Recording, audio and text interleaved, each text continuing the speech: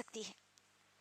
तो मेरी माँ और बहनों, सबसे पहली जिम्मेदारी, सबसे अहम जिम्मेदारी, सबसे बड़ी जिम्मेदारी अल्लाह सुब्हानहू व तआला ने जो हमको दी है, हम औरतों को दी है।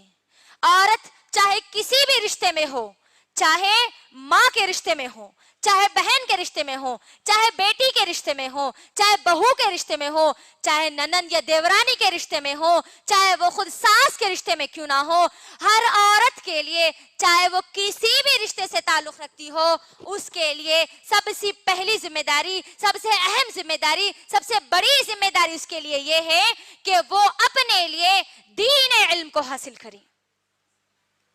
सबसे बड़ी जिम्मेदारी है मेरी माँ और बहनों, दीन के इल्म को हासिल करना हर मुसलमान औरत की जिम्मेदारी है। और ये जिम्मेदारी अल्लाह सुब्हानहू व तआला ने हम तमाम लोगों को दी है। अब जब जिम्मेदारी दी है मेरी माँ और बहनों, तो मैं एक और हदीस भी आपके दरमियान रख देती हूँ। सही मुस्लिम की हदीस है, बुखारी की भी हदीस है, बुखारी और मुस्लिम दोनों की हदीस है। अल्लाह के रसूल सल्लल्लाहु अलैहि वसल्लम फरमाते हैं कि हर शख्स जिम्मेदार है। गौर से सुनिए मेरी बहनों, हर शख्स जिम्मेदार है और हर शख्स से उसकी जिम्मेदारी के मुताबिक सवाल किया जाएगा।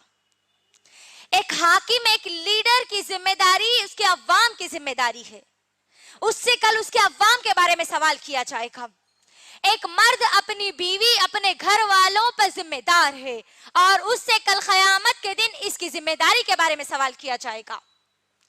औरत अपने शौहर के घर की जिम्मेदार है, शौहर के बच्चों की जिम्मेदार है, शौहर के माल की जिम्मेदार है और कल क़यामत के दिन इस औरत से उसकी जिम्मेदारी के बारे में सवाल किया जाएगा। गोया हर औरत जिम्मेदार है, हर इंसान जिम्मेदार है और हर एक से उसकी जिम्मेदारी के बारे में सवाल किया जाएगा। गौर करिए, सबसे पहली जिम्मेदारी अल्लाह ने मुझे और आपको यहां पर बतला दी कि इल्म दीन को हासिल करना है। गौर करिए मेरी बहनों कि ये इल्म दीन हासिल करने की जिम्मेदारी हमने कितनी अदा की है, कितनी हमको अदा करना है। क्या हमारे पास इतना वक्त है कि हम कह दें कि आज नहीं कल मैं सीख लूंगी, अभी तो मैं जवान हूं, बूढ़ी होने के बाद सीख लूंगी? बोलिए, क्या हमारे पास इतना वक्त है? नहीं मेरी माँ और बहनों, नहीं है। आप इस भरोसे पर मत रहिए कि कोई मौलाना आपको आकर सिखा देंगे, आपकी शादी के बाद आपका शौहर आपको सिखा देगा।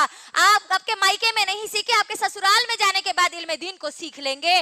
नहीं मेरी माँ और बहनों, इस भरोसे पर मत रहिए कि कोई आलिम आपको घर आकर सिखाएगा। नहीं, कोई आपको आके नहीं सिखाएगा, बल्कि अल्लाह सुब्हानहू व तआला ने मुझे और आपको, हम सबको अल्लाह ने ये कुरान हमारे हाथ में दे रखी है। कुरान देने के बाद इस बात का इंतजार मत करो कि कोई आकर आपको इल्म दीन सिखाएगा। कुरान हमारे पास आने के बाद अल्लाह मुझे और आपको, हर शख्स को पूछेगा, ये कुरान आने के बाद तूने कितना इल्म हासिल किया। क्योंकि मेरी बहनों, गौर करने वाली बात यह है कि अल्लाह सुब्हानहू व तआला ने इस कुरान का जो सबसे पहला फैसला जो अल्लाह ने नाजिल किया, सबसे पहला हुक्म जो अल्लाह ने नाजिल किया, सबसे पहली वही जो अल्लाह ने नाजिल की, सबसे पहला पैगाम जो अल्लाह ने नाजिल किया, वो पैगाम, वो वही, वो फैसला इल्म की बुनियाद पर है, इल्म के लिए कहा गया है।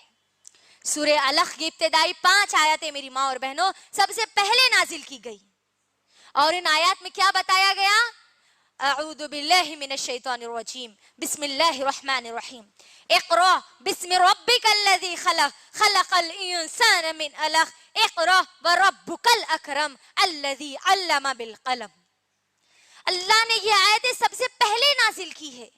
गौर करिए मेरी बहनों, सबसे पहला हुक्म मुझे और आपको, हर इंसान को, हर मुसलमान को अल्लाह सुब्हानहू व तआला ने इल्म सीखने की दी है। ये जिम्मेदारी आज हम कितनी अदा कर रहे हैं? सवाल करिए अपने आप से सवाल करिए कि आज मैं इल्म हासिल करने के लिए क्या कर रही हूं, जबकि अल्लाह ने पहला हुक्म यही नाजिल किया। मेरी बहनों, गौर करिए। इसके साथ साथ सुनिए इब्ने माजा की हदीस।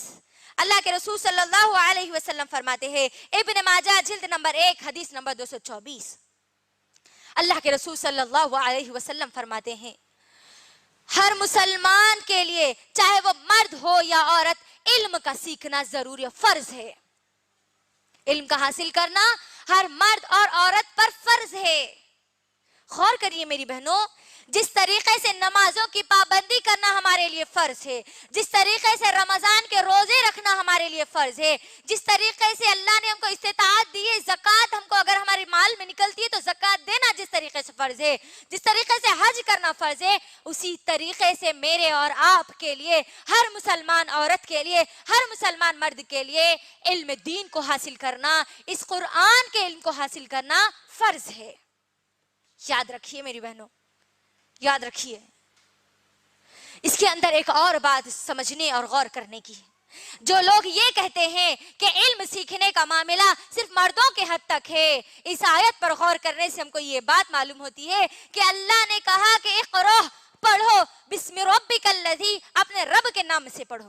تو اللہ نے اس آیت میں یہ نہیں کہا میری بہنوں کہ اے مردوں تم پڑھو، اے عورتوں تم پڑھو، نہیں، مرد اور عورت ہر ایک کو مخاطب کر کے یہاں پر بیان کیا گیا ہے۔ غور کرنا میری بہنوں، تو علم دین کو حاصل کرنا ہم سب کی سب سے پہلی اور سب سے بڑی ذمہ داری ہے۔ اب میری ماں اور بہنوں، جب ہم لوگ یہ سمجھتی ہیں کہ قرآن کا علم مجھے اور آپ کو حاصل کرنا ہے، سیرت نبوی صلی اللہ علیہ وسلم کا علم مجھے اور آپ کو حاصل کرنا ہے، تو میرا آپ تمام لوگوں سے ایک سوال ہے میری ماں اور بہنوں، اس سوال کا جواب دینے کی کوشش کرنا۔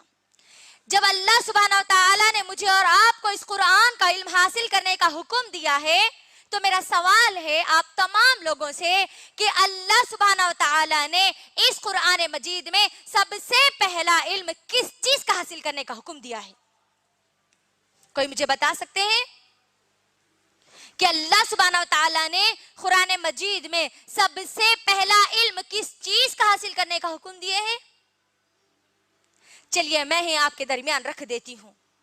میری ماں اور بہنوں، اللہ نے جہاں کہہ دیا کہ علم حاصل کرنا ہے، ہر مسلمان عورت کی سب سے پہلی اور سب سے بڑی ذمہ داری جب علم حاصل کرنے کی ہے، تو اس کے لیے سب سے اہم بات یہ ہے کہ وہ سب سے پہلے اللہ سبحانہ وتعالی کا علم حاصل کرے، کیونکہ اللہ سبحانہ وتعالی نے قرآن مجید میں سورہ محمد سورہ نمبر 49 آیت نمبر 19 میں اللہ سبحانہ وتعالی نے کہا فَعَلَمْ أَنَّهُ لَا إِلَهَ إِلَّا اللَّهِ۔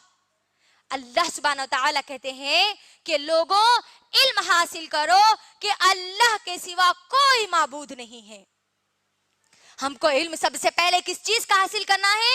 کہ اللہ کے سوا کوئی معبود نہیں ہے۔ اس بات پر مجھے اور آپ کو ہر ایک کو ایمان لانا ہے۔ جب ہم یہ علم حاصل کریں گے تو ہمارا ایمان مضبوط ہوگا۔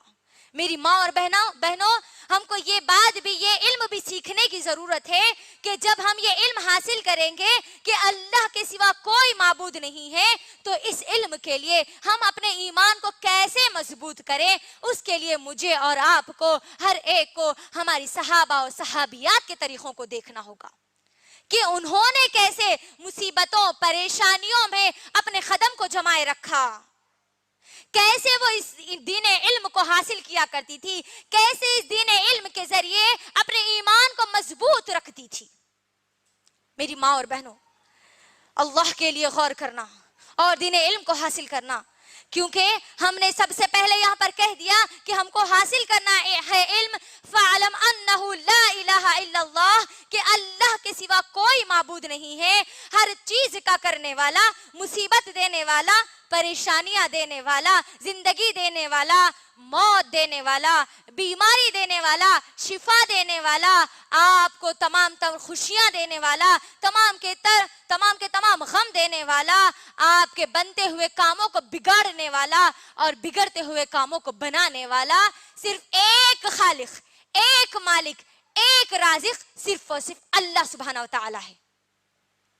اس بات کو ہمارے ذہنوں میں ہم کو بٹھانے کی ضرورت ہے۔